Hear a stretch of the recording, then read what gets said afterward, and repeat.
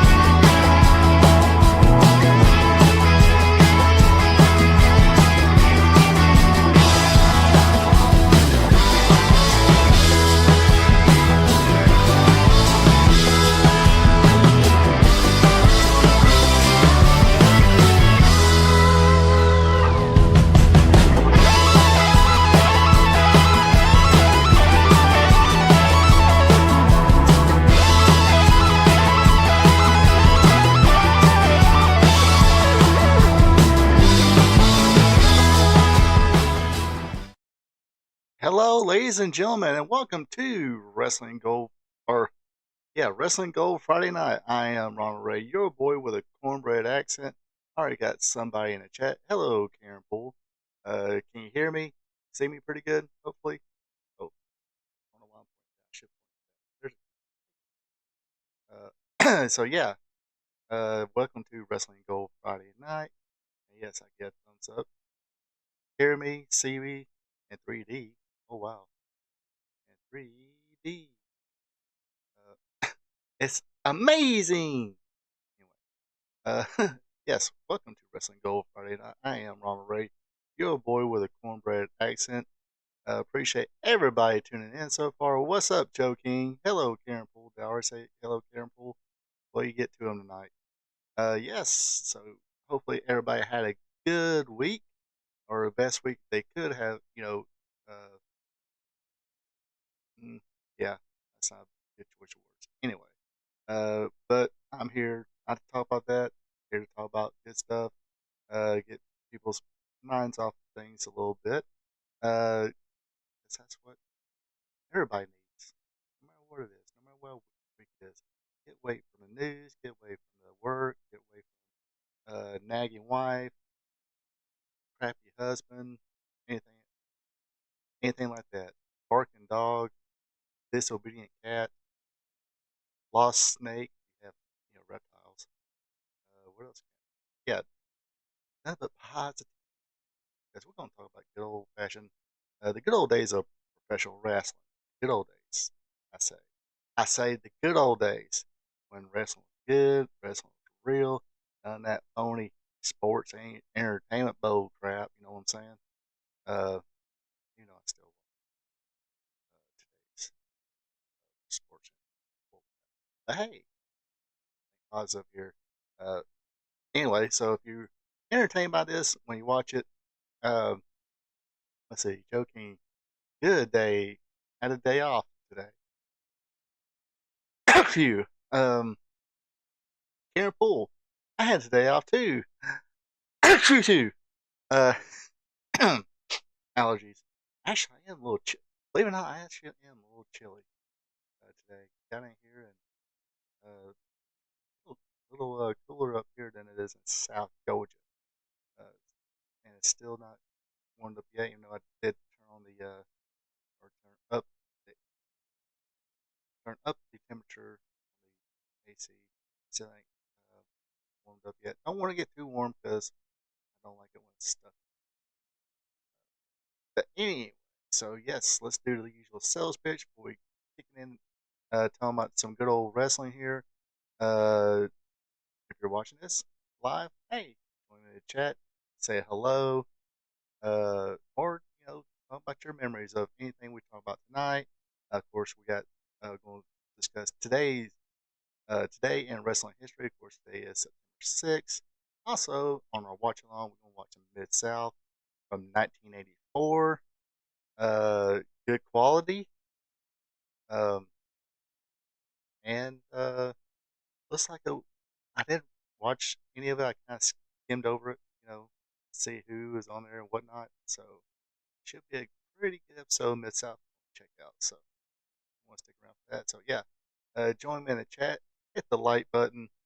Also, be a champ if you're not a subscriber yet. Hit that subscribe button, notification bell, so you know about all my content, which I got more than a couple live streams. So I'll discuss that later tonight.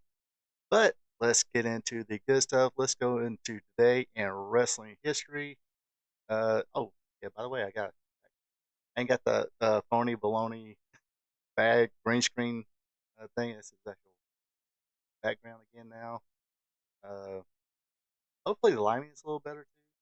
I got the light here, the light here. Kind of move my camera a little bit. So I gotta get used to that because I'm used to the camera being right there. Now the camera's right there. Uh, so I gotta make sure I remember the camera's right. This reason I got my notes right here. I'm not gonna run the camera because I ain't got a cool fancy room. I guess got a little bedroom. Anyway, let's get right to it. Today in wrestling history, let's see. Well, first, let's say hello, Brenda Watson, with a pink hand. Hey, your hand matches my Gatorade. I got ice cube, or not ice cube, but got a little frozen today.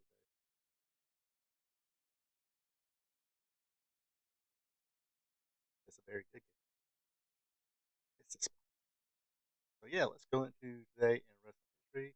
Let me click on that.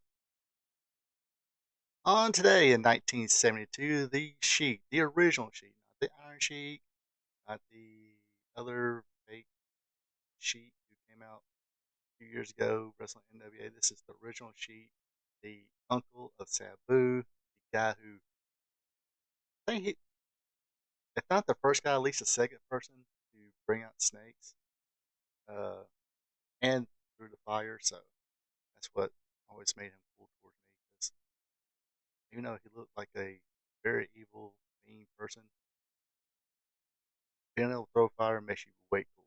Anyway, the Sheik, he defeated uh, Shige Sakuchi for the JWA United National Championship in Tokyo, Japan, in front of 6,000 fans. Not sure about Sakaguchi's wrestling career. He must have been like early, uh, probably like in the Ricky Dozen days, maybe.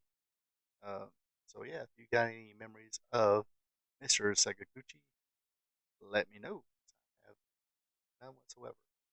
Uh, on this date in 1981, though, the Outlaw, the Big Cowboy, legit tough guy, Ron Bass, defeated Greg the Hammer Valentine for the NWA TV title in Asheville, North Carolina. Did I say 1981? So Ron Bass would, yes, would come to Mid Atlantic a lot, go to Florida a lot. I'm not sure.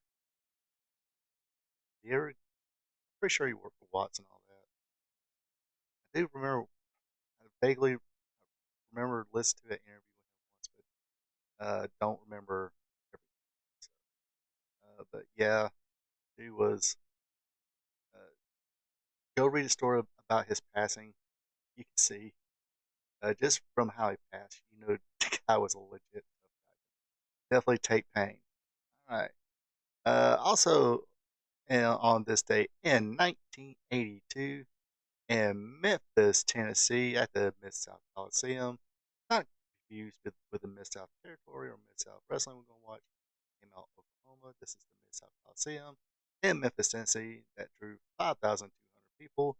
Bobby Fulton and King Cobra defeated Angel and the Dream Machine. Troy Graham, Dennis Condrey, and Carl Fergie beat Buddy Landell and Robert Gibson. It's kind of a mismatch of a team, but definitely early Buddy Landell. Right before he would get probably a couple years before he started getting a push and stuff like that. Even though right after that he did win an 8-man elimination match. Uh, Also, Bobby Eaton and Sweet Brown Sugar, Coco Beware. Go back and watch the Memphis in 1982. These were pretty, because I just recently watched a little bit of it. That was a pretty good tag team. Uh, they defeated Steve Kern and Terry Taylor in a Texas Tornado Death Match. Dutch Mantel pinned Bill Superstar Dundee to win the Mid American Championship.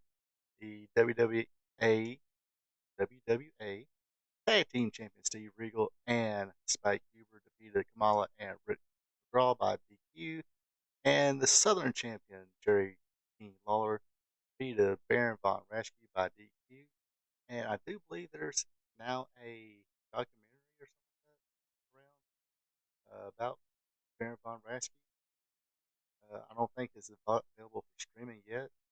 If it is, let me know in the chat or the comments, all that good stuff. Because I definitely would like to see that. That was actually, I knew he was, I believe he was a school teacher.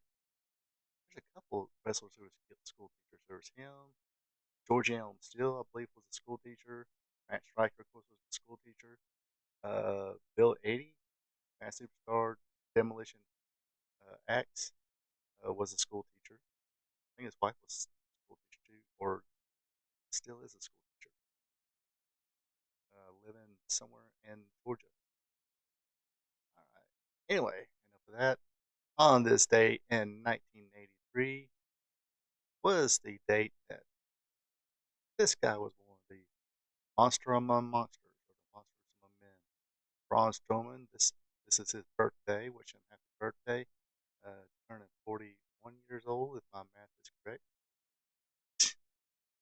I want to check that if you have a calculator, but yeah, I do believe that makes him 41.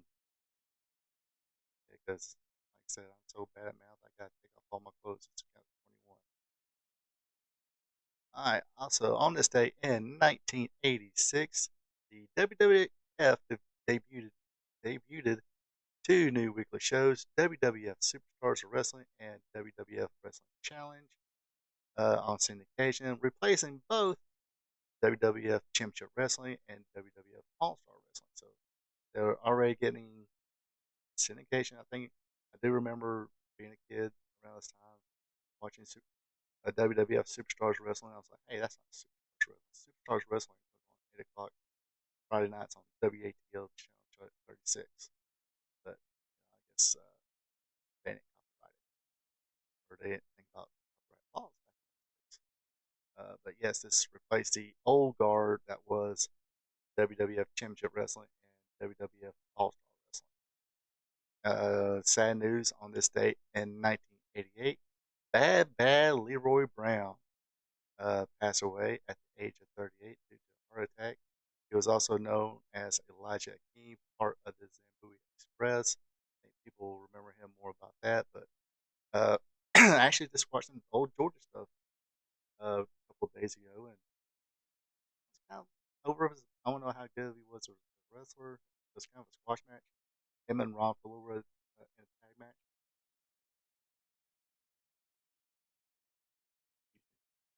I gotta learn how to do like a so you don't I don't have to see me. But yeah, it was in a tag match with Ron Fuller, tall, big the Tennessee stud, Ron Fuller. It was a squash match, but yeah, fans kind of dig them, especially in Georgia, as as a babyface.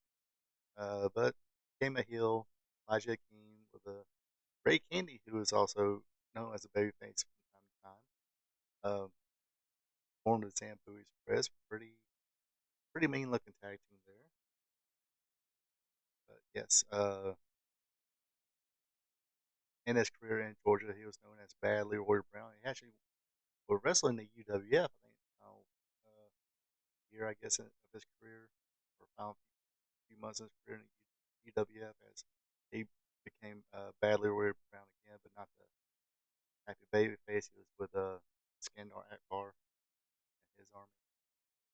And finally, on this day in 1993, back in Memphis, Tennessee, at the Mid South Coliseum. They ain't getting no attendance on here, so this is, I think this was during the, I don't want to say dying days, but definitely not in the flourishing uh, days of uh, Memphis wrestling. Anyway, the Moondogs, Spike and Cujo, beat the Dog Catchers Doug Vines and Jeff Sword to win the USWA Championship. And that concludes this day in wrestling history. Uh, but yeah, I definitely remember watching Channel 5 sometimes, or WAGA Channel 5 when it was WAGA Channel 5, CBS affiliate here in Atlanta. They a lot of the stations changed at one time. The only ones that's been around for like, I think, didn't like 5 and 46 like change places, something like that, a long time ago. But the only two things that are still going is, uh, um, is Channel 2, which is the ABC, uh, of Atlanta, and NBC is Channel 11. Yeah.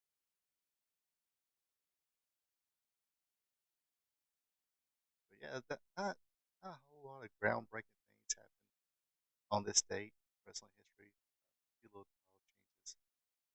Like I said, that would have been an interesting tag team to kind of see at the time. Buddy Landell and Robert Gibson, definitely before Buddy Landell became a heel.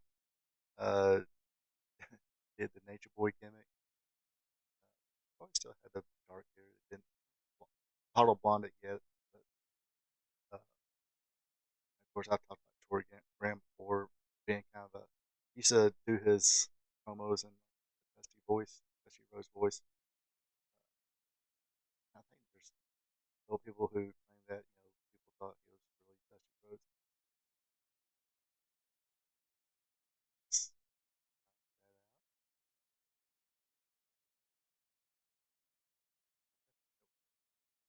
Yes, this is Mid South Wrestling from.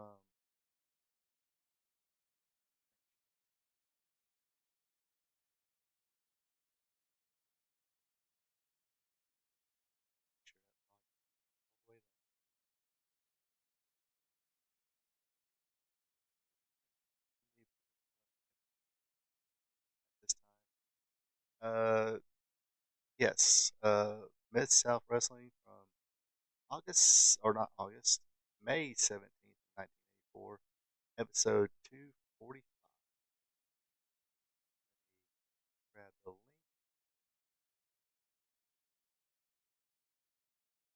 and I'll slap it here on the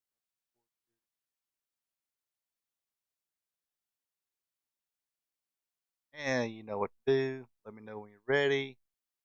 I'll do a little countdown and do the press play. I really wish I mean, I do understand people do want to get paid. I'm not impartial. Anybody want to get paid? I encourage you wanting to get paid. As long as it's legal, not hurting anybody. And just a second, smart ass mother.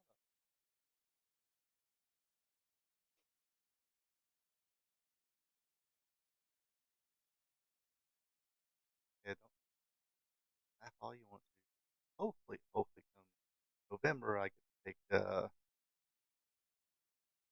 Friday after Thanksgiving off. 4 days. Then hopefully this year and last week of the year, I'll be able to,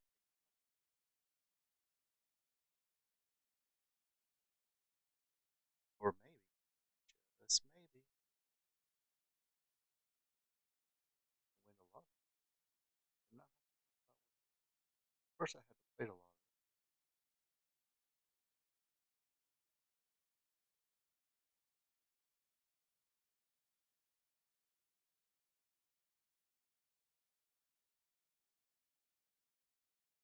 Okay, we ready?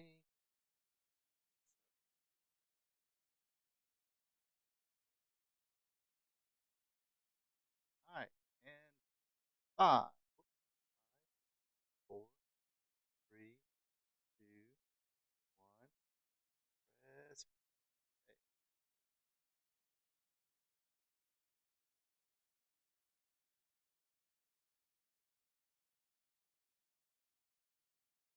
And they had a funky little intro music too.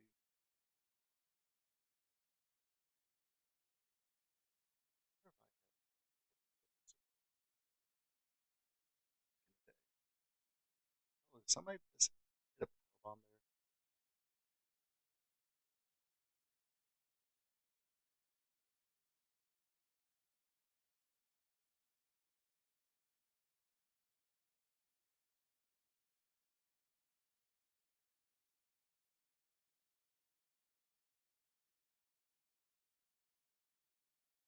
I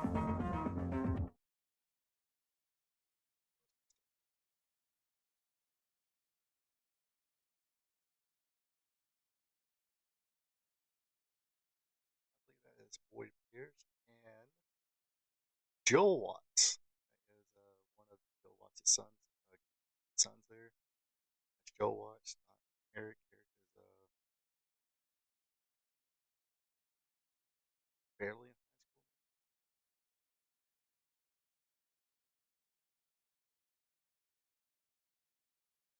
school. Oh, boy, quit kissing up to the boss by kissing up to this kid. And Boyd was known for wearing some loud suits, even at this age. Uh, very colorful, very loud suits.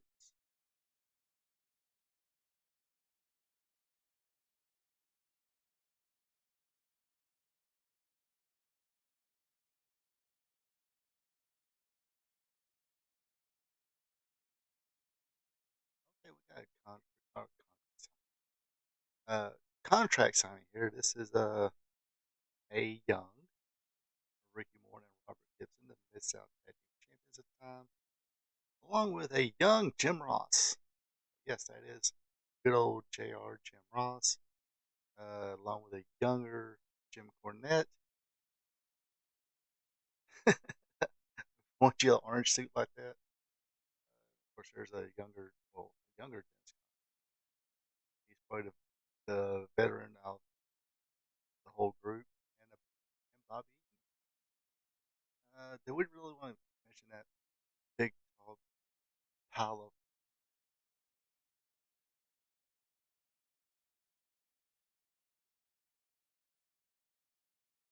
And if anybody watched the Jake Roberts Dark Side of the Ring, we we find out what a big pile of garbage. That's Jake Roberts' dad, Grizzly Smith.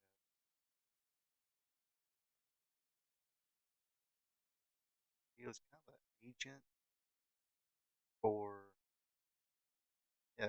Grizzly, Grizzly Smith was a freaking big dude. You gotta think. Okay, Bobby Eaton was about 6 foot, 6 foot one. He freaking towers over him. I mean, Jim Cornette's about 6 foot. And he's like almost towering over everybody. Even at this age, I mean, he was getting pretty up there in age at this time. But he was kind of an agent, would play on-screen matchmaker at times.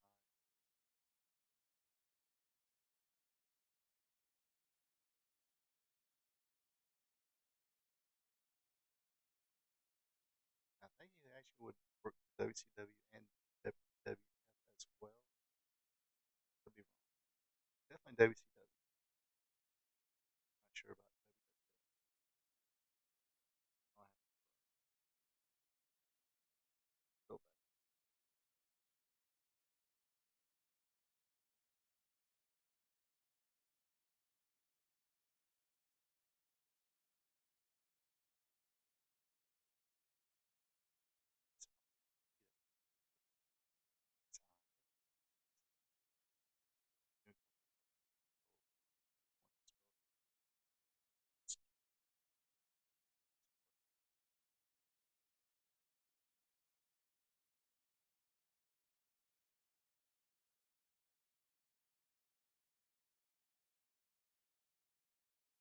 was about to make a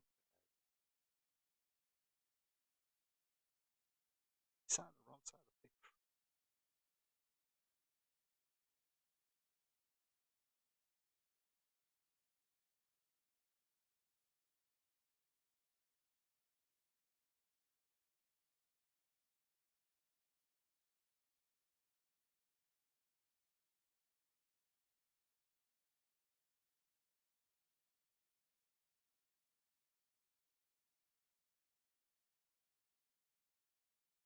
Everybody got to sign their name.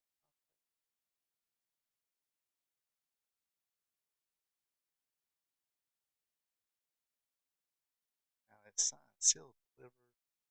And Bobby, what are you doing with that tennis racket?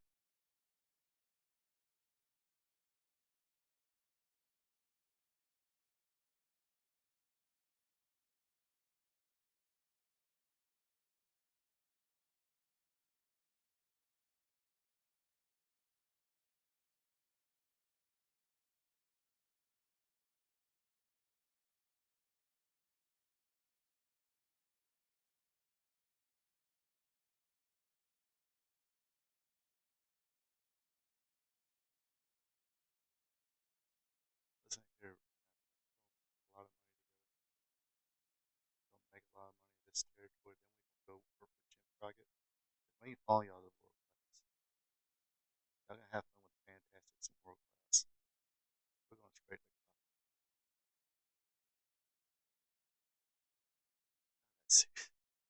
No, I could not. Okay, I'm not a suit guy to begin with, but damn sure I ain't gonna wear a bright orange suit.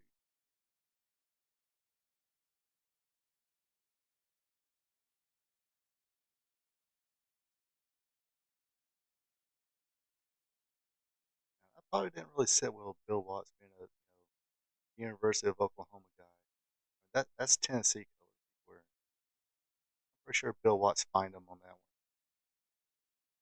Super date at the Superdome Saturday, June 16, 1984. Who's eligible? Well, unmarried females 18 years or older. Oh, we're just kidding. You can be married also. You can be pretty, ugly, skinny, fat, blind, crippled, or crazy. Robert gets in and Ricky Morton would do you all. That's why they're swell guys. They're the baby faces of baby faces. They'll serve all the rats.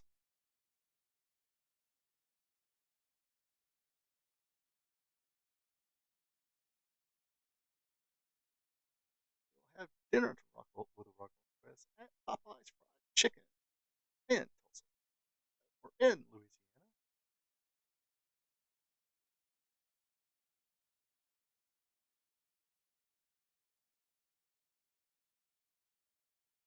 Herpes is not included.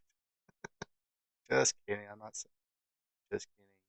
I don't have any proof that Ricky or Robert herpes. STD. It's a it's a Mark Raging. Jerry Gray coming up next.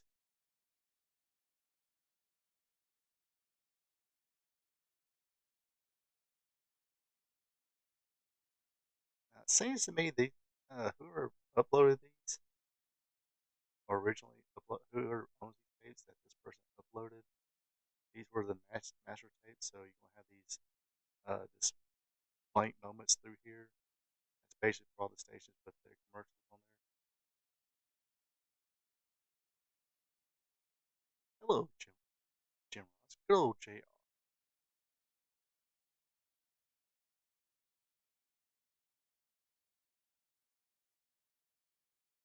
Let's see, Jerry Gray. I don't know much about him.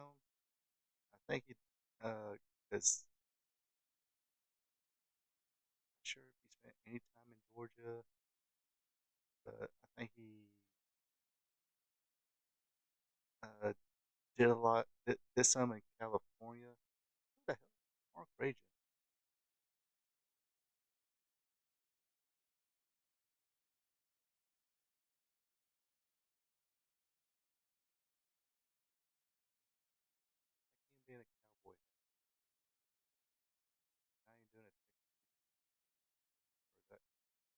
first of all, you're doing a Texas two-step in Oklahoma. You're probably gonna get fined for that.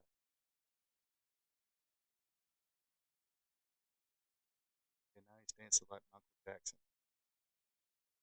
wearing a cowboy.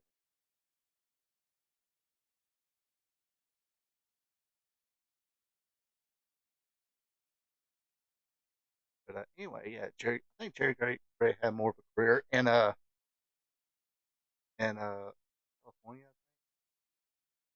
I think he did wrestle a lot in Florida. Jobber versus Jobber.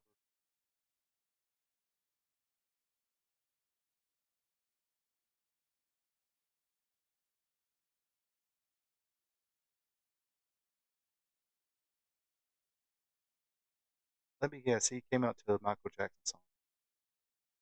Am I correct? I got the volume down on this side, so it won't bleed out and I get copyright.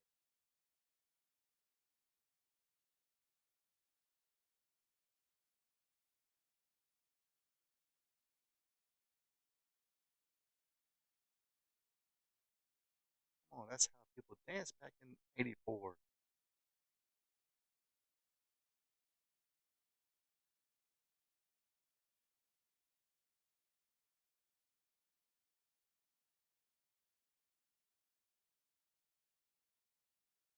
Eh, Jerry Gray, I'm here to wrestle. I'm here to dance.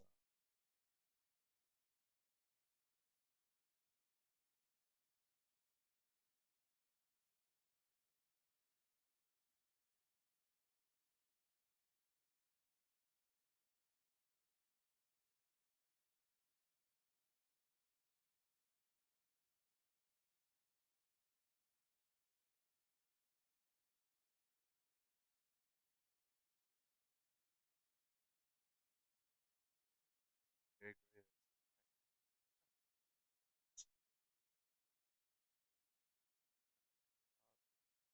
arm bag, danced on, farted on.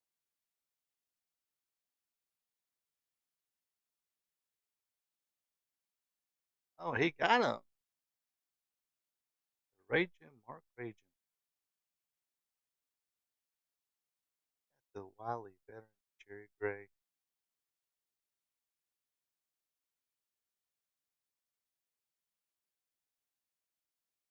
Well, here we go. Next, Rock and Roll's Best versus Buddy Landell and Masao Ito. Now, I do believe Ito was part of that trade with Jerry Jarrett, so this might be one of those final appearances for Mr. Ito. So if I was be predicting anything, Rock and Roll's Best wins with Ito eating the pin. I feel like Ito's going to get double drop kick.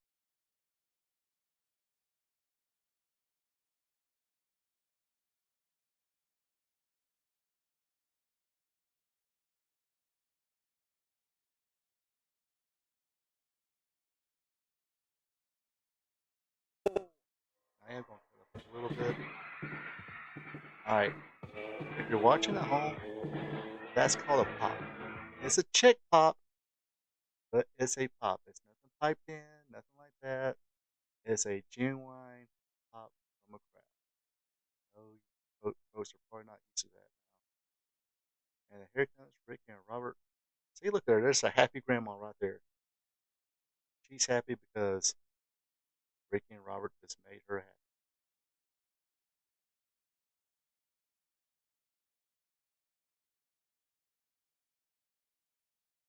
Because why? Because Rock and Roll Express is swell.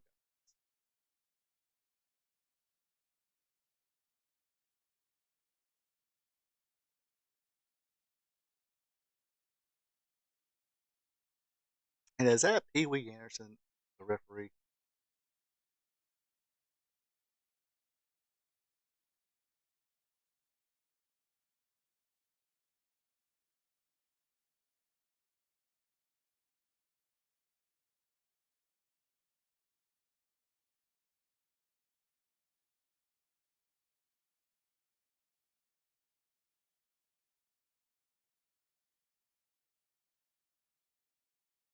if I remember correctly, if you if you are just so impressed with Japanese wrestlers, you're not going to be impressed with uh Masahiro Ito.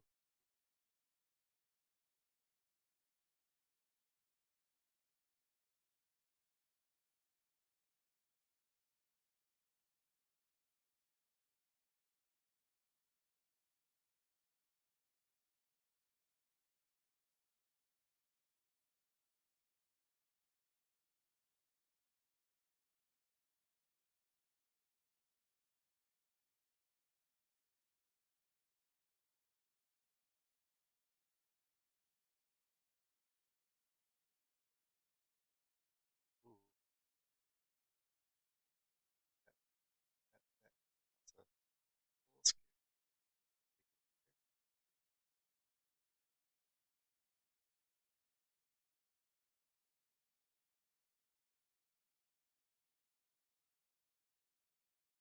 One basket, one side.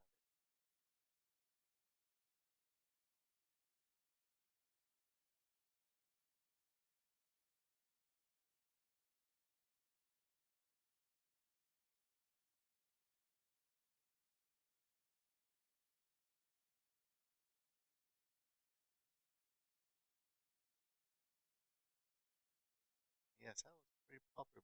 That is probably the equivalent of today's Hurricane. Oh,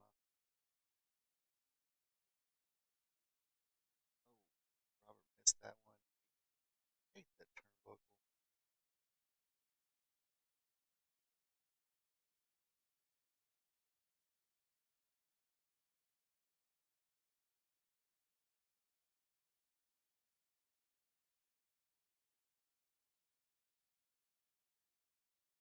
If we haven't said this before on this, or if you haven't or you have heard me say it, what a talent Buddy Landell was. I mean, no joking aside, Buddy Landell was a hell of a talent. This is during the years where he still kept in pretty decent shape.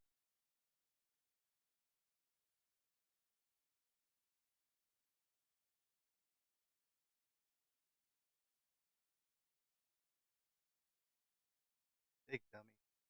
Not tagged to Ricky Morton. He comes in a house of fire. Rights and left, or just rights.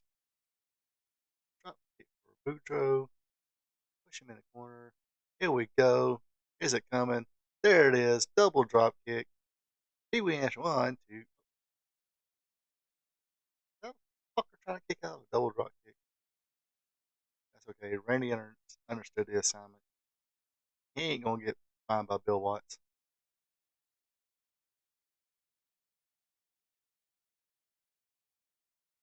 Classic kill stuff here. Hey, yeah, they Pee Wee. Did you see him pull my tights, pull my trunks? Here comes the legend. Now, of course, at this time, Mr. Wrestling 2, that is Johnny Walker in the suit pants and button up shirt.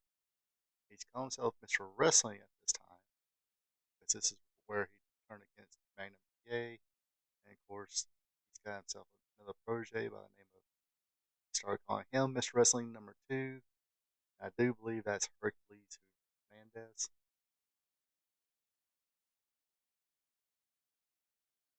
So listen here, you old fart. We'll kick your ass. Hey, what are you doing?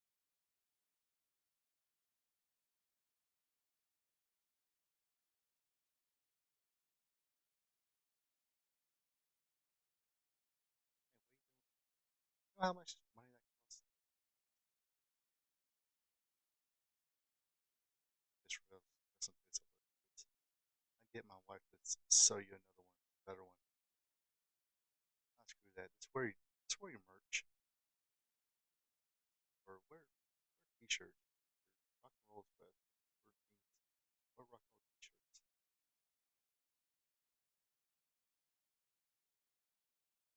Speaking of Mr. Wrestling 2, Wrestling Hey, coming up next. Uh, yeah, I think this Mr. Wrestling number 2 is Hercules. He would actually be. He would actually. Funny thing about Hercules Hernandez as well is that he would team with Jody Hamilton, the masked assassin, as another masked assassin, and Crockett's.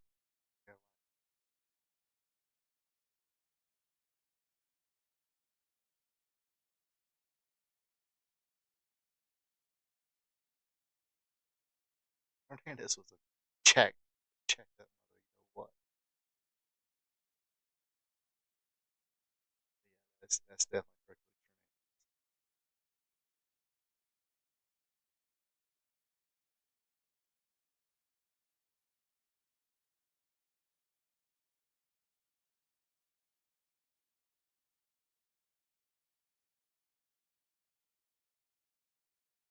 Jr. Jason Rossi, and wrestling dude. I met former President Jimmy Carter. I'm his mother's favorite wrestler. That means I do anything I damn well please.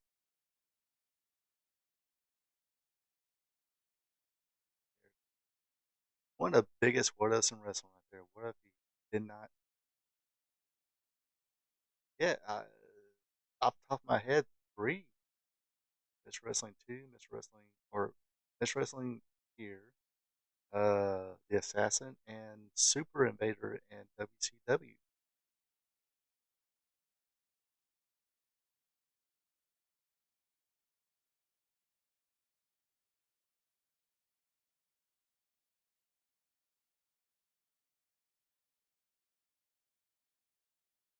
Oh,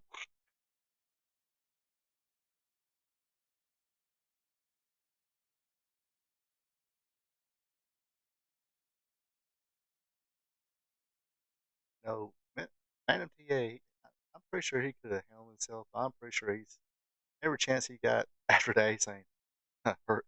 I'm sorry. I'm sorry, brother. It's okay, brother.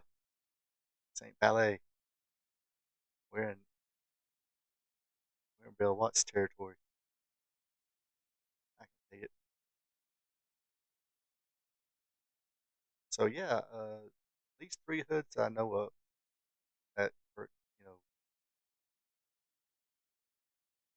was in. And of course, this during his rookie years, I mean, I'm pretty sure it was a opportunity for him to learn. I mean, he was never, I would say, five star tech, catch as catch can technician, mat technician, but he was pretty good.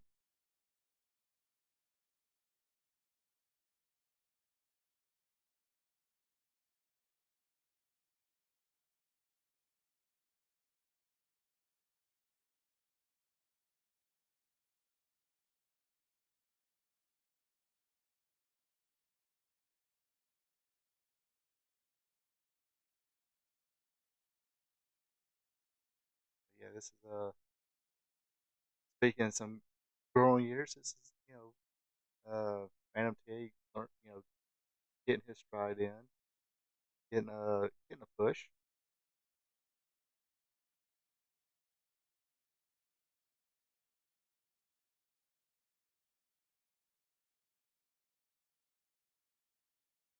This is let's see, yeah, May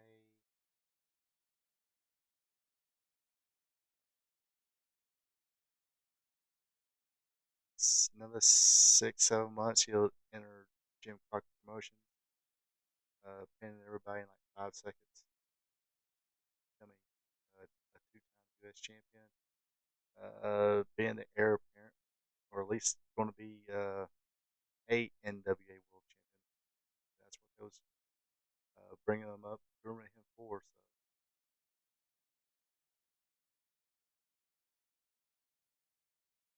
So, today, I don't think they do that nowadays. Nowadays, it's raise your arm once and say, "Oh, all a day." Back in the day, it was 3 times. You bring that back.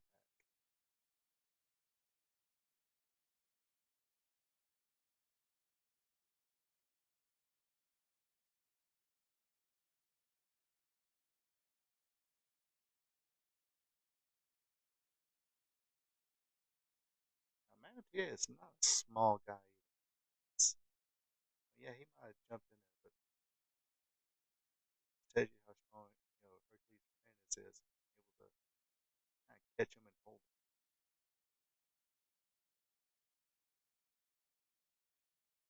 Belly to belly right here. Bam! Somebody load the match. Load the match. Oh, no, no, no. He's loading it. He's loading it.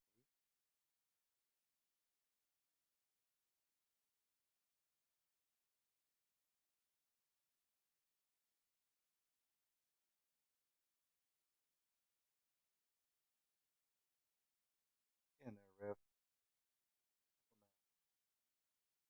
Not sharing for somebody. Who can it be? Who can it be? It's a rock and roll. That's who it be.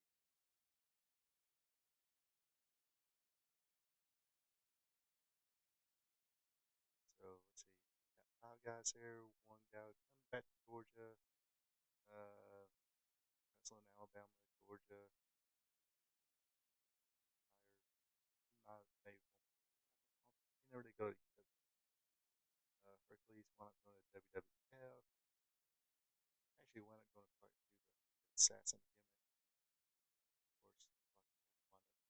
Of course, wound up going to this first time.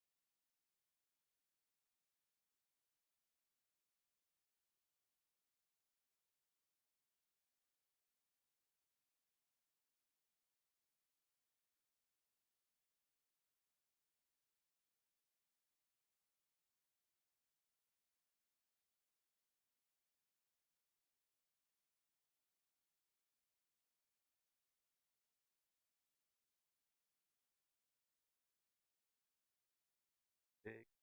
That's another. I mean, 84 here. I mean, no, he didn't have the abs or anything like that, but he was a big freak. Nikolai Volkov was a big. There's a good dot. Dr. S.D. Williams.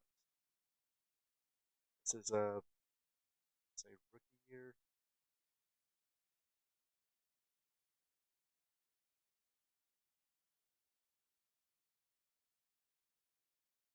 It's, I don't think he was wrestling long.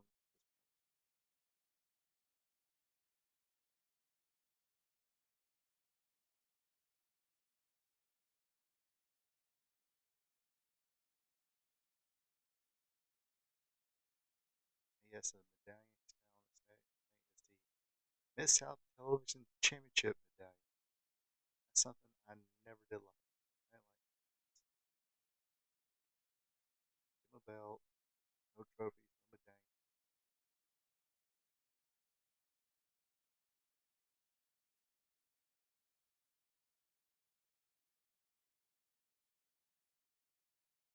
Yeah, Volkov was just a big, bulk, corn-fed mother.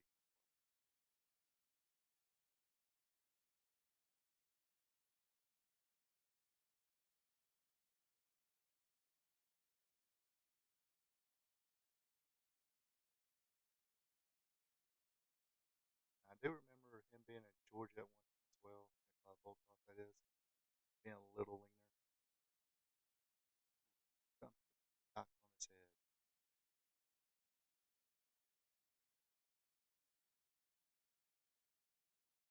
See, apologize. He didn't kick out. Close to the ropes. Go to the ropes.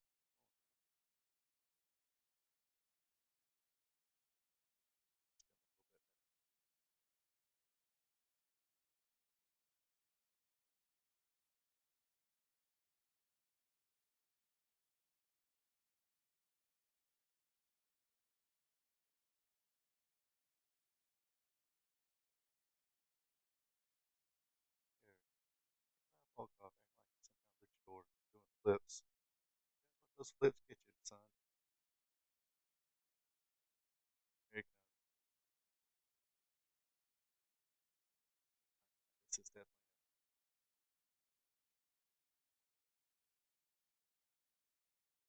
He hadn't fully Christmas his protege, legit protege of Cowboy Bill Watts. One tough SOB. Oh, here comes the Stampede.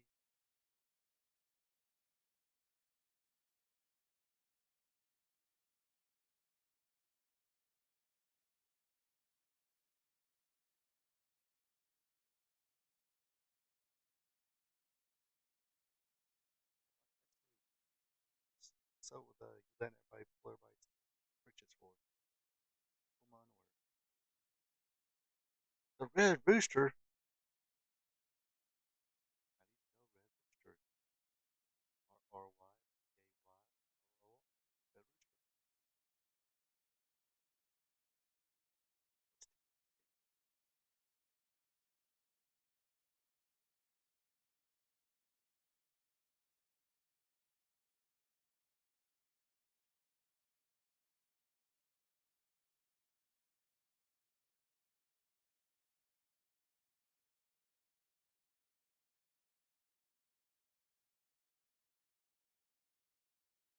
And you know what, boys and girls? I have no idea who the Shadow is here. I bet you it's some old guy.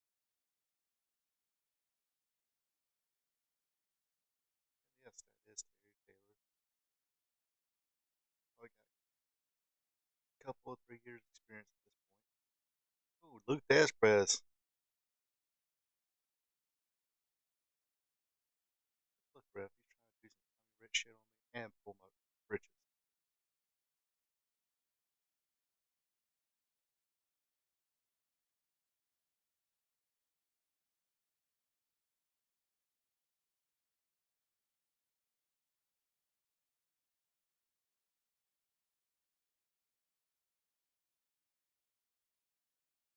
I'm actually, it's, you know, it's some.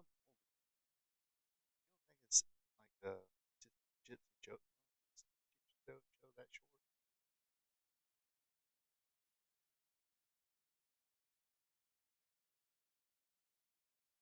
No, it's not Billy Star. Billy Star is a little taller.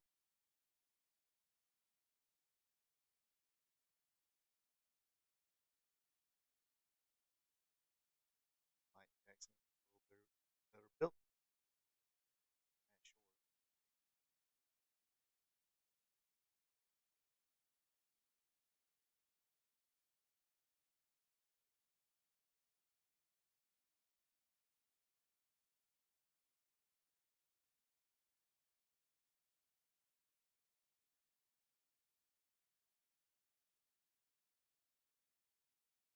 It's Matt Sells. It's one of Matt Sells' moves. I know he's been wrestling this long. It's Matt Sells, Indie Worker, Georgia. He did some Ring of Honor stuff. But that's one of the moves he likes to do. Okay, I'm like really interested in who this Shadow is.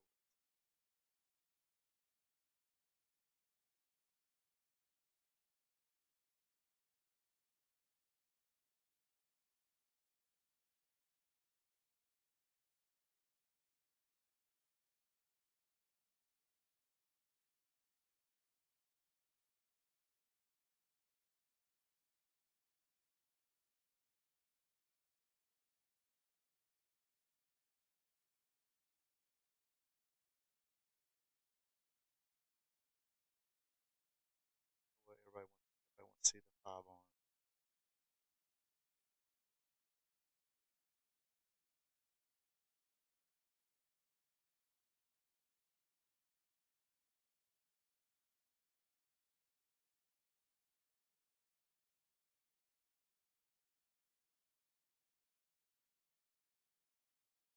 I mean, Terry Taylor is one of those proofs that no matter how talented you are, and you can work good as a babyface, get over as a heel, you rub somebody the wrong, the right person the wrong way, or the wrong person the wrong way, uh, you become a red rooster. That's what everybody will always remember Terry Taylor as, the red rooster, which is pretty sad. He was a talented guy, but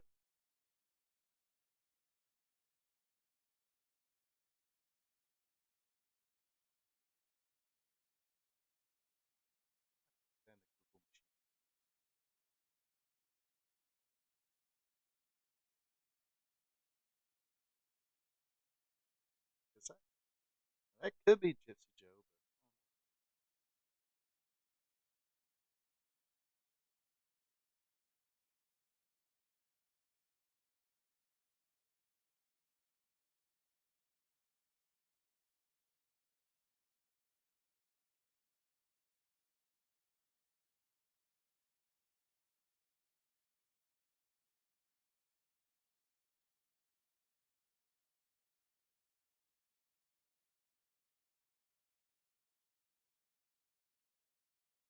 that's not bad as well.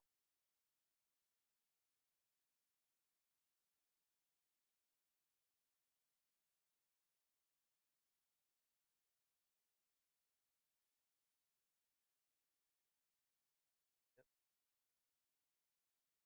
Name this clock for the not the forearm, but you have on. It's one better than the forearm. It's kind of like style type speakers. Most amplifiers go up to 10. Theirs go up to 11. It's one better than 10.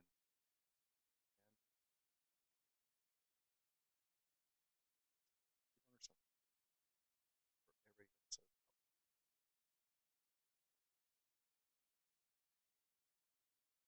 Crusher Crucia. Barry Darcy. Crusher Darcy. Crucia. Demolition Smash. The Repo Man. The Black Top. Okay, here we go. This is the Hacksaw Duggan that before he became a little cartoony with a oh and carry around 2 by 4. Well, he sometimes would carry around 2 by 4. In Mid South, he was this big, raw bone, SOB. Badass mother, you know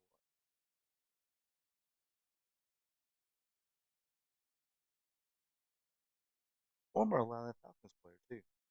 Is big hacksaw Jim Duggan.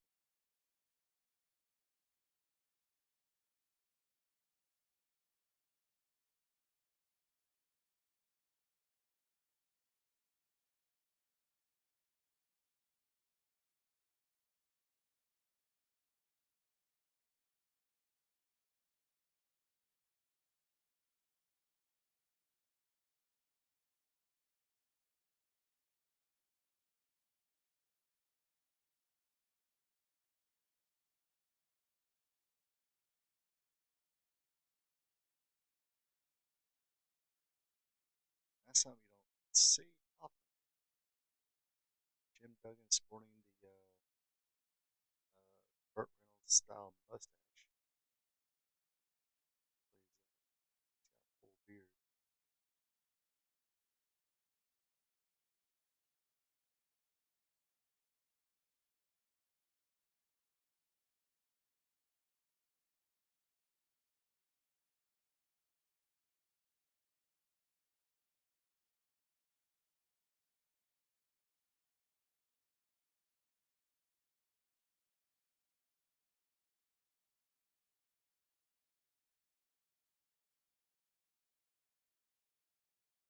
He not carrying around the ring. Go, oh, spear. That's it.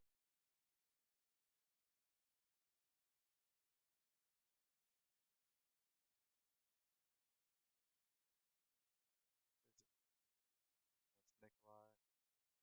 Oh, Butch Reed. That's another hacksaw. But Butch Reed, another legit good athlete. Uh, Big old son of a gun. I think after he retired, he became a rodeo cowboy. If I'm not mistaken. Bush Reed, Kansas City, Missouri. I heard Dutch Mantel talking about him the other day.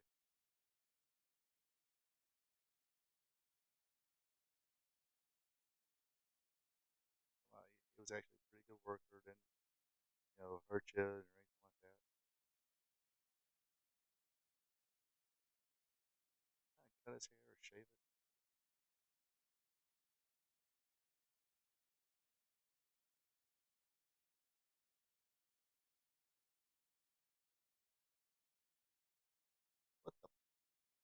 kind of boots are that is Robert Gibson wearing?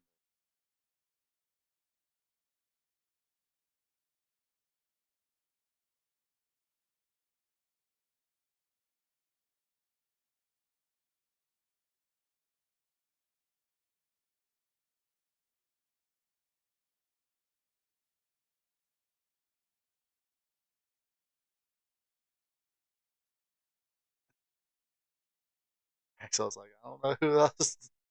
I don't know where I was throwing it to, but by God, I was throwing it somewhere.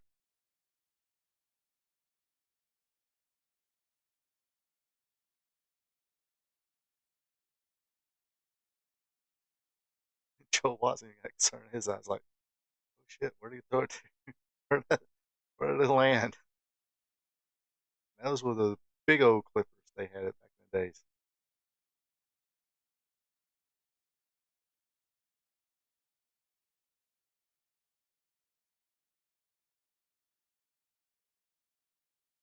Oh yeah, Butch Reed was very good. Uh, and Duggan was pretty good too, but I like the Mid South UWF version of Duggan and Butch Reed. The whole natural Butch Reed. I guess it was okay. Supposedly he was supposed to Butch Reed was supposed to been the one to pin Ricky Steamboat to win the Intercontinental Championship, but for some reason Butch Reed didn't make it or something like that. So Honky Tonk Man was there and was able to fill that void.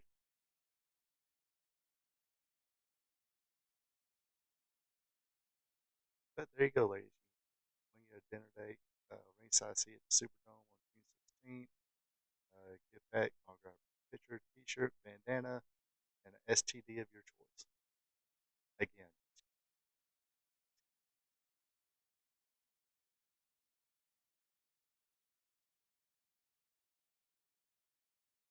and next week, folks, for you senior ladies out there, win a date with me, Boy Pierce. I will wear a big old orange suit here.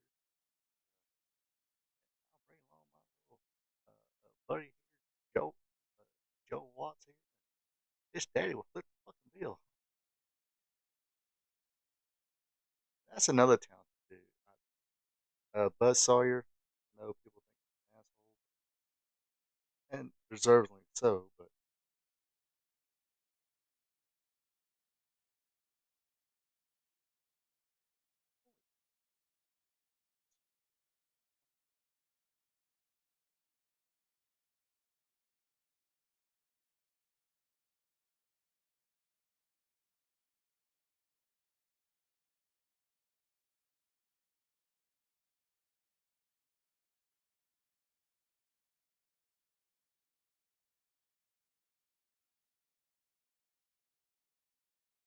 not gonna watch no foosball.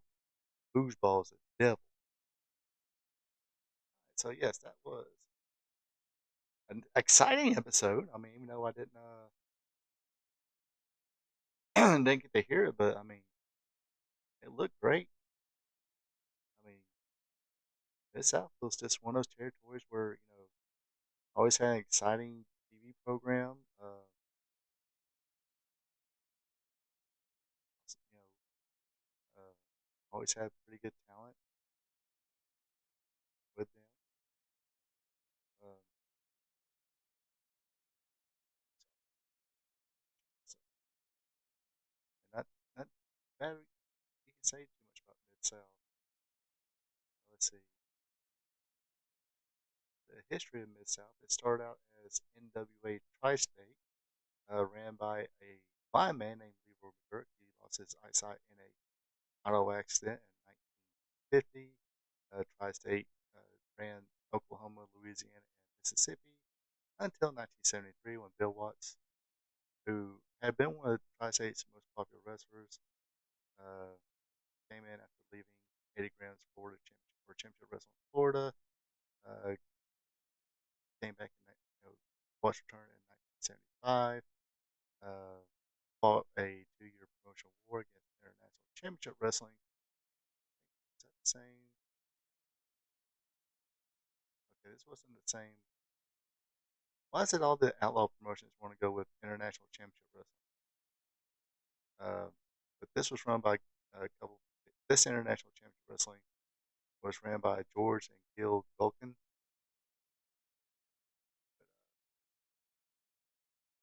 And let's see, followed a 2 year promotional war with them. That included a outlaw promotion filing, or them, the outlaw promotion filing a antitrust lawsuit against Burt and Watts. 1979, Bill Watts acquired Tri-State Wrestling territory from Leroy McGuirk, rebranded it as Mid-South Wrestling. One of Watts' first acts as owner was he actually withdrew the company from the National Wrestling Alliance, even though they would still have uh, working relations a little bit. They would still bring the NWA World Champion to Mid South. Sorry, I'm still looking at the invisible. Sorry, they would still use like Ric Flair would come in, defend the championship against Ted DiBiase or whoever, or uh, whoever the top contender was. A lot of times was Ted DiBiase. Thought Ted DiBiase probably could have been an NWA World Champion. Um, also, I know there was a pretty good angle. Ric Flair came in and worked with Butch Reed, who we just talked about. The Mid South Wrestling then added Arkansas to its circuit in 1982. Mid South Wrestling expanded to Oklahoma. McGirt closed his personal Oklahoma-based promotion. Uh, McGirt formed an alliance with Houston promoter Paul Bosch that featured Mid South talent on shows at the Sam Houston Coliseum and other parts of southeastern Texas.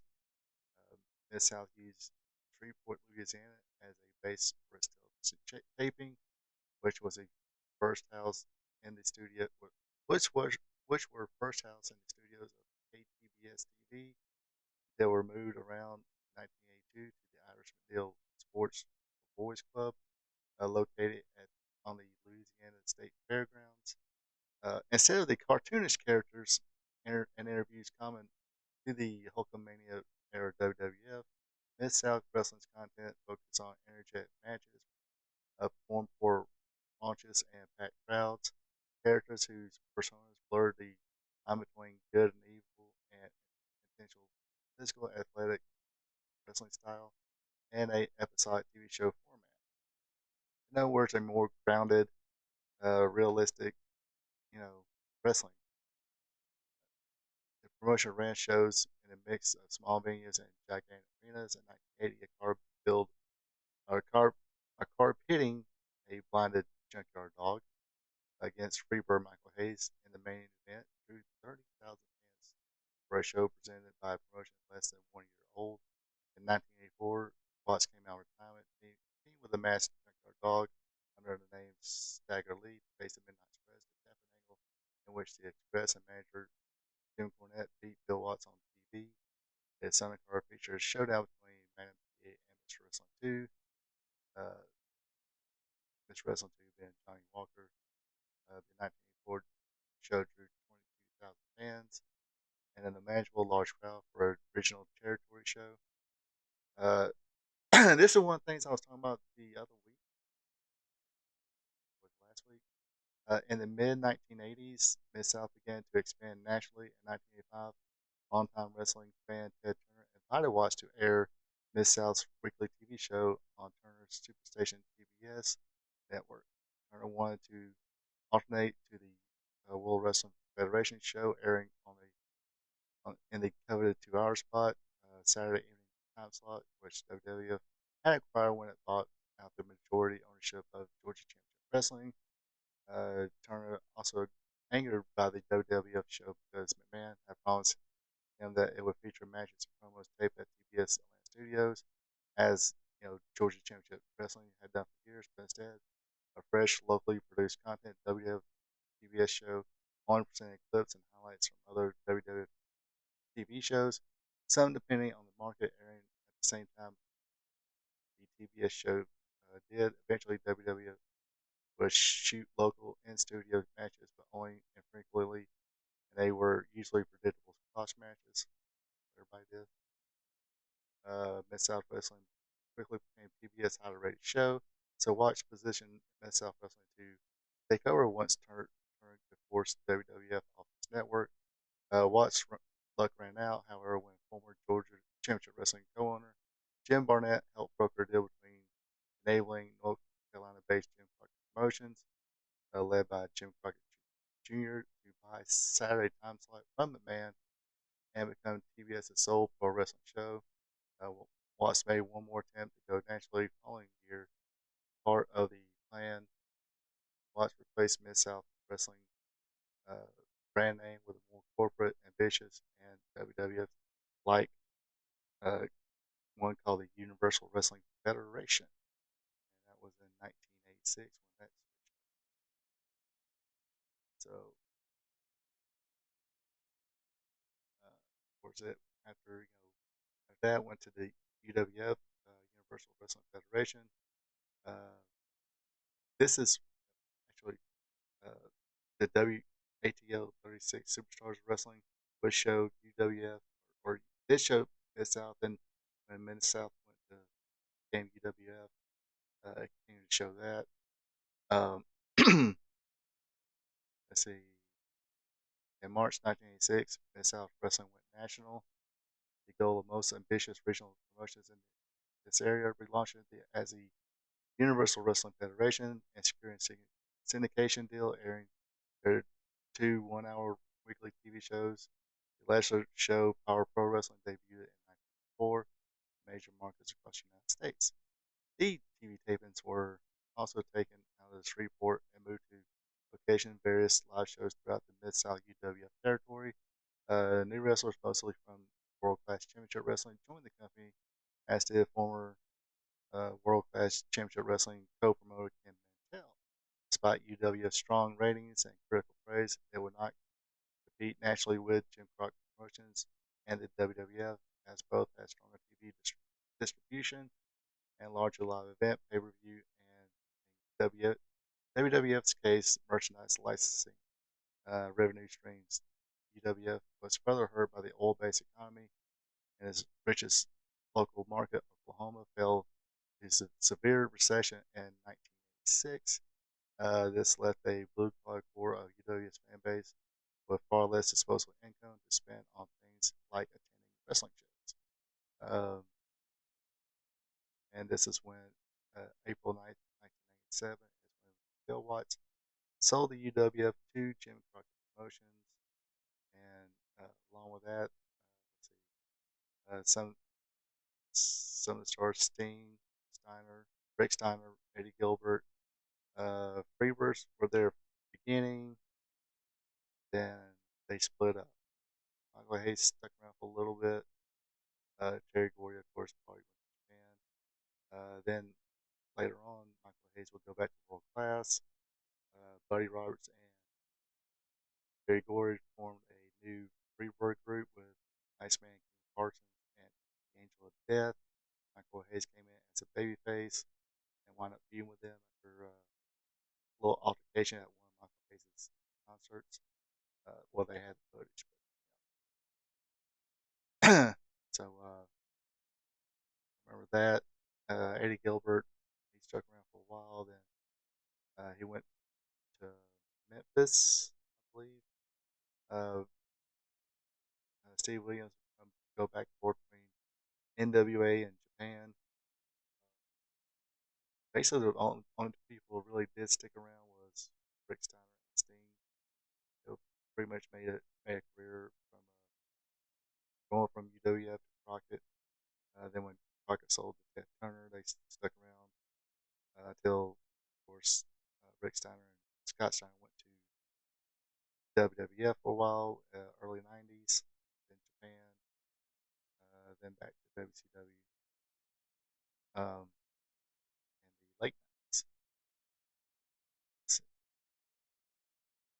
Bill Watts actually was hired as an executive vice president of WCW around 1992, and that's another story for another day.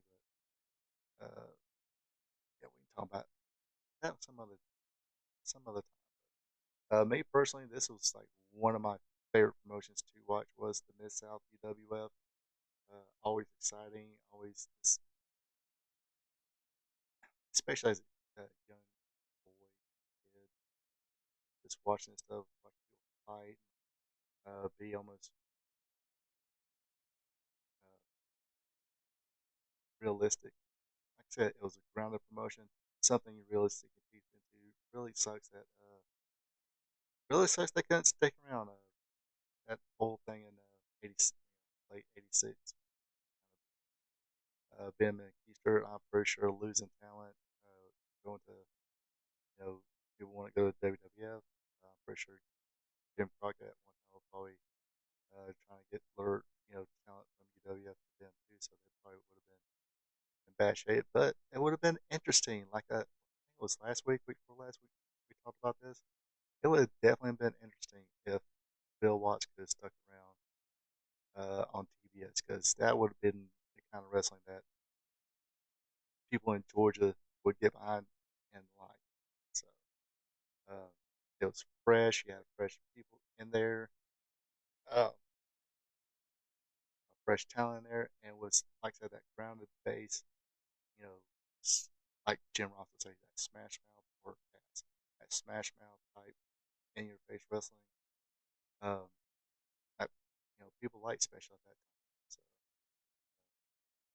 not the real cartoony WWF, which was then sent down. They had gone completely cartoony, but it was getting there. Dude, there is a couple of videos on YouTube that shows the in studio, uh, uh, the WWF in studio stuff. There's actually a really good match between Miss Wrestling number two and Les Thornton. It goes to a Broadway, but very good match. Uh, they were then Vince started happening. Yeah, they were hot. Wrestling was hot, and then Vince started happening. Yeah. I mean, in that aspect, I, him, basically killing the territories, uh, if you want to call it that. Uh, yes, you hate Vince McMahon for doing it, but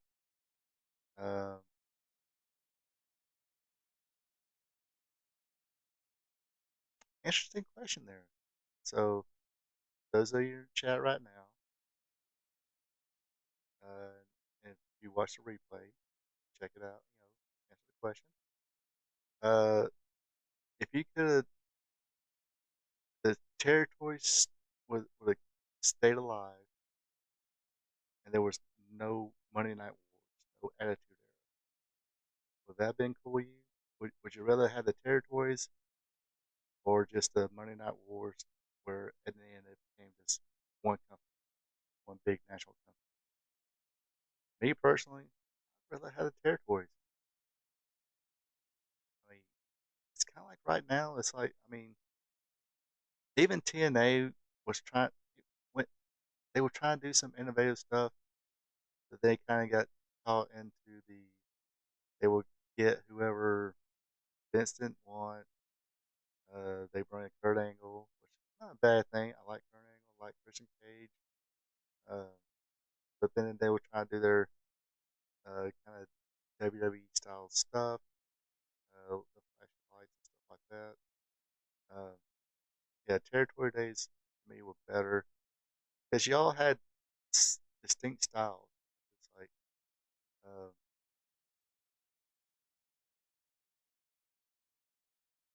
I mean, can't say sometimes Memphis wasn't a little cartoony at times. I think, especially when Jerry Lawler was booking, he brought in a mascot called Jason, and a mascot guy basically dressed up as Freddy Krueger, called him Nightmare Freddy. Uh, and got it. Well, UWF did this too, but Memphis did it as well. I think I'm not sure who did it first, but dressed the guy up as Lord Fungus, which was just a big old ass kicker Um, and you had the Road Warriors who were just like two superheroes. They were heels when they first started, like two big old superheroes with the haircuts and the face paint. I think that's one of the reasons they got over. It's like there's these two jacked up, um, big jacked up guys who had funny haircuts. Cool at that time, the mohawk and the double mohawk or whatever you want to call what Hawk had. Then the face paint on top of that. So it's no wonder they got over like they did. See, TNA, Ring of Honor popped up around then at the same time. Yeah, I mean they were good. I mean I like TNA. Ring of Honor, I remember getting a few of their tapes. They were pretty good. Uh, but I think Ring of Honor. Mm, I mean, basically you had all the entire X division, TNA and Ring of Honor until the whole Rob Feinstein thing popped up. The people who had TNA contracts went back to TNA or stayed in TNA. Didn't go back to Ring of Honor until maybe a year or two later. Um,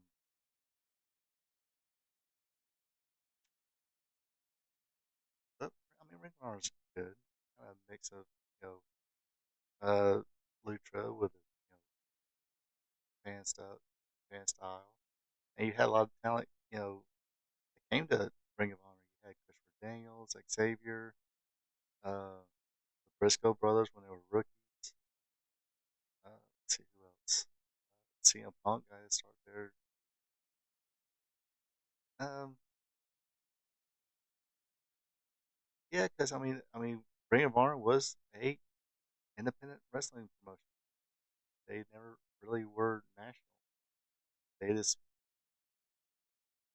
put together shows. Sometimes they would have storylines.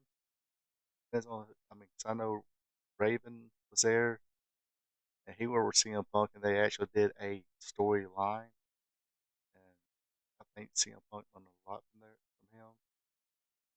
I think he finally gave Raven credit for it. It took a few years for him to do it, a few years too long, if you ask me. I think when he first got started getting that main event push and had the DVD come out too, and that's one thing really disappointed me about the DVD on CM Punk is like there's really hardly no. I think he mentioned a few, but really not hardly enough praise for Raven. But yeah, they had some good wrestling there. But,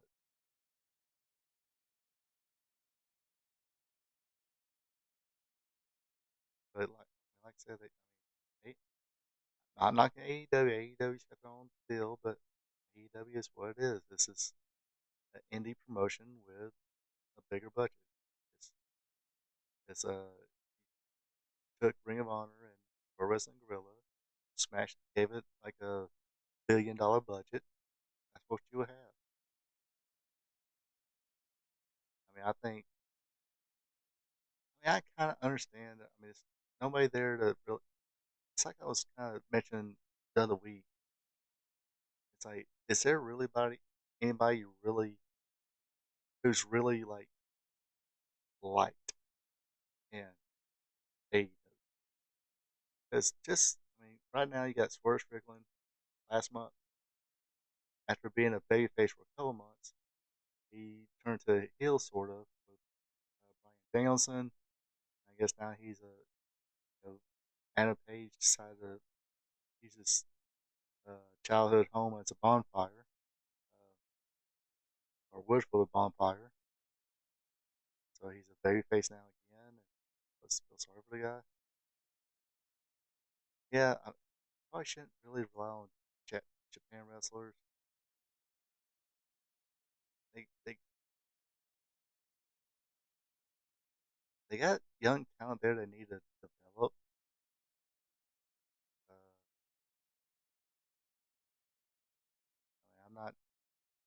They got Will Ospreay, talented. Uh, Okada, very talented. Takeshita, Japanese wrestler, probably my favorite one right now, or one of my favorite as far as the Japanese people is Takeshita. Yeah, he cut a babyface promo on Wednesday, talking about how he had to buy his childhood home. It's like, okay, I mean, like I said, that's straight up indie wrestling stuff there. It's like I said once, I say it again. It's like I've been, I would go to an indie show week by week by week or bi-weekly, and there will be this one wrestler that it happened multiple times with other wrestlers. Like, hey, here he's a babyface, he's a babyface. Then all of a sudden, that next week he comes out, he's a heel, and I was like, what? He's telling us to go f ourselves? What? Okay, they never said that, but you get my drift. So okay, we're not supposed. Why are we supposed to hate you? Then, or it'd be vice versa. It's like, hey fans, f off, whatever. We boo them, and all of a sudden it's like, hey, cheer for me this week. It's like, why? What? Why do we? Should we cheer you? Last week it was f off. This guy, it leaves people kind of. I want to say confused. It's nothing confusing about it. It's just you're just not giving that talent that momentum um,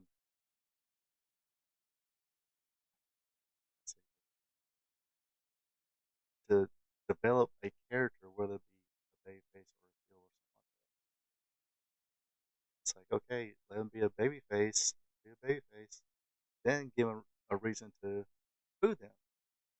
Besides just throw him in a match with another babyface.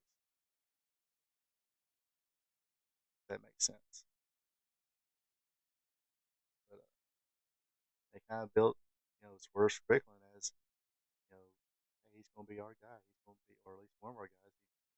He's our world champion. He's the face of our, he's going to be the face of our company. He said it himself, and now it's like, okay, I guess now Brian Danielson is.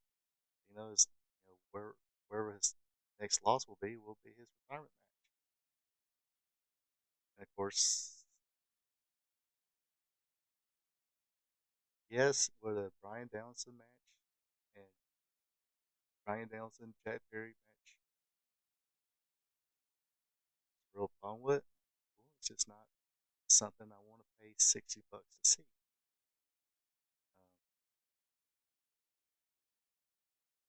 Now, if I paid $20 to go see it live, sure. But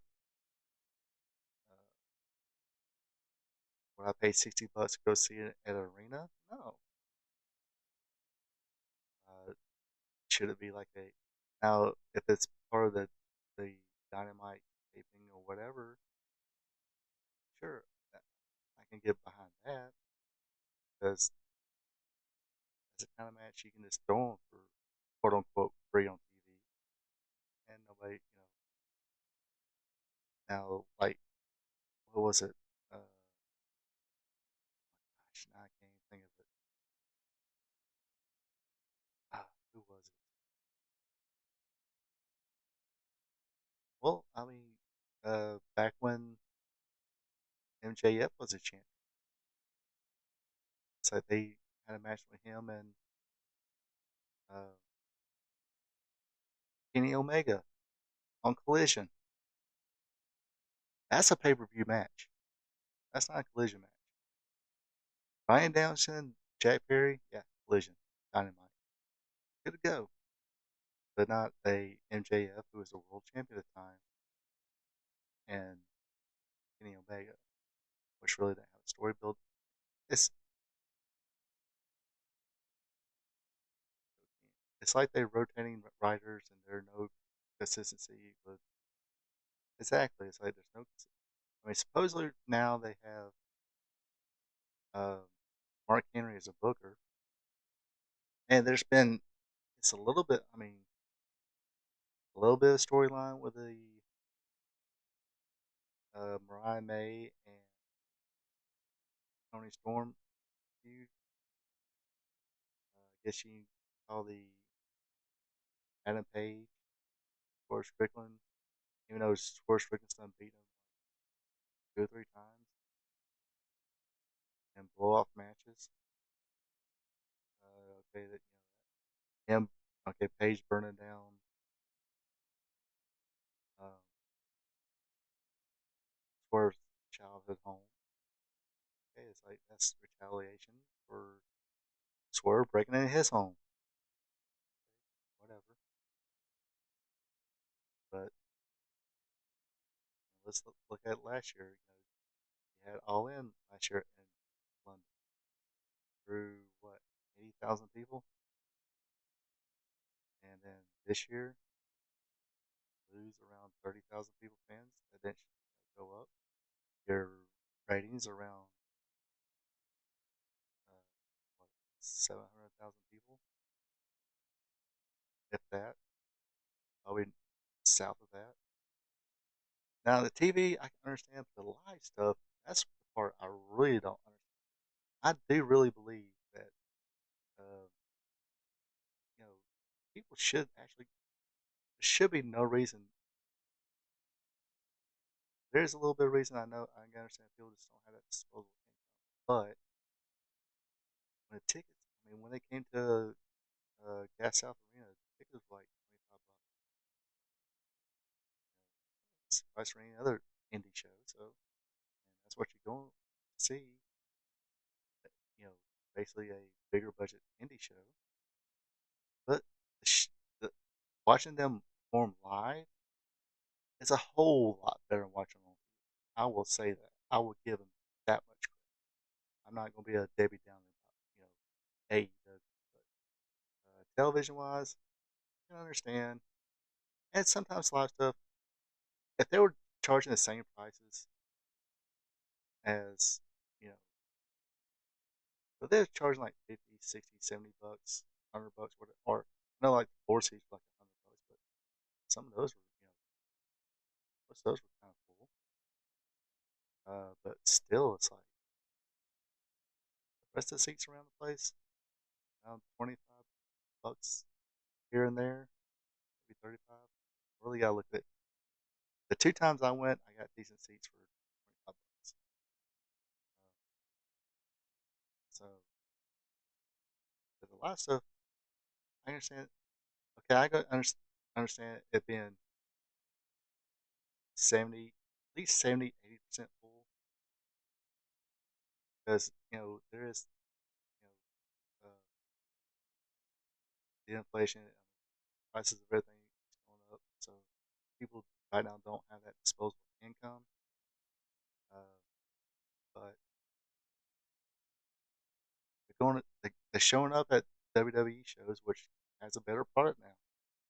So therefore, if they're going to spend, they really save that $100, $200 to go see WWF, other than and not just forget about AEW, but still watching these, yeah, well, watching this talent live is a whole lot better than watching on TV. That's what I'm trying to say. So I think they should be doing better live at the gate instead. I understand the TV. Who cares about what? There's no real storyline or anything like that. But go see them live. That should be a telltale sign that nobody's interested in anybody. But I mean, that's why you have storyline. I mean, you don't have to have the same kind of storylines as WWE, of course. Like I said, UWF was doing different things than Crockett was and WWF was. Now, of course, they went under, but still, they were. If it wasn't for that whole thing, if it was for Jim Crockett paying Vince McMahon $1 million at that time, UWF could have been on land territory, and yes, that's a good explanation too. It's like, the more probably the more expensive picks we'll get. But yeah, but I mean, that's the whole part of the game, right? I mean, don't they want to be better?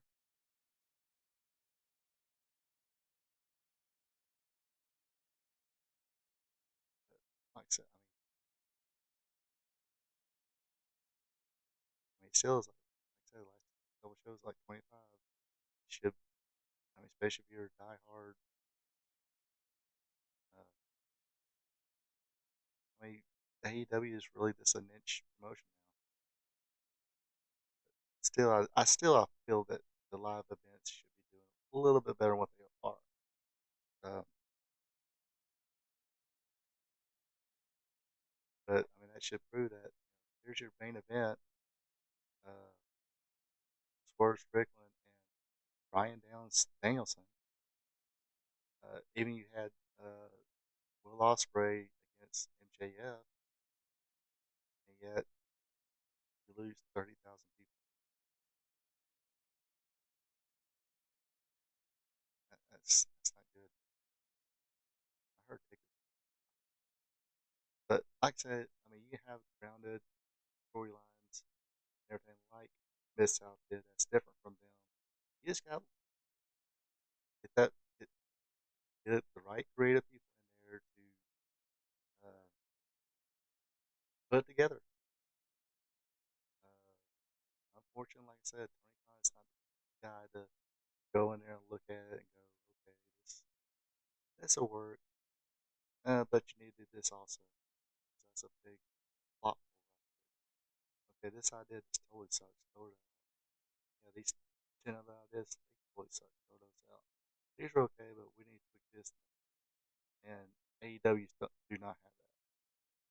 Now, if the rumors are true, Shane McMahon might enter there. He might be the person that kind of brings that. Who knows? It'll be just a waste of time for everybody.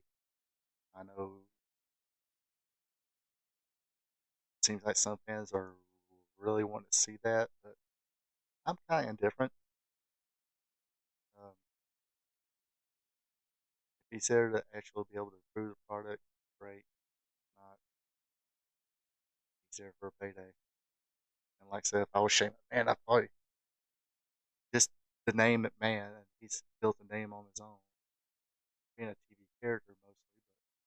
But I need to I want to get a couple of financial backers too. I want to own and get rid of some bullshit like the Young Bucks. Sorry, Young Bucks, you're no longer EVPs. You're talent. Still get paid the same, but you're just talent. That means I tell you what to do and see, or make just make a deal with them. It's like, we'll try this for a couple years. Then shit don't work out, I'm out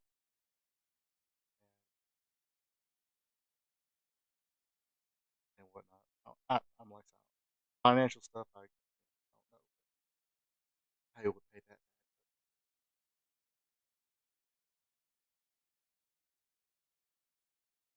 But anyway, uh, it's actually getting that time for me. It sucks out. We're supposed to be talking about old school wrestling. Here we are talking about how did I do that? But I mean, I'm not knocking on this, stating what I see as. I mean, it's just my opinion. It's not really knocking. I would like for them to succeed, but right now, for whatever reason, and one of them is just nobody there, or just no, it's not a storyline. It's not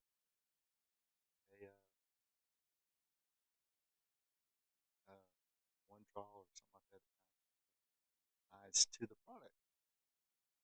Like I remember, okay, there's an independent promotion. One time it was called NW Wasat, Coordinated Georgia. Okay, when WWF gave Cody Hamilton, uh, or let him do his own training territory. developmental territory, deep south. Bill Behrens went to work for him.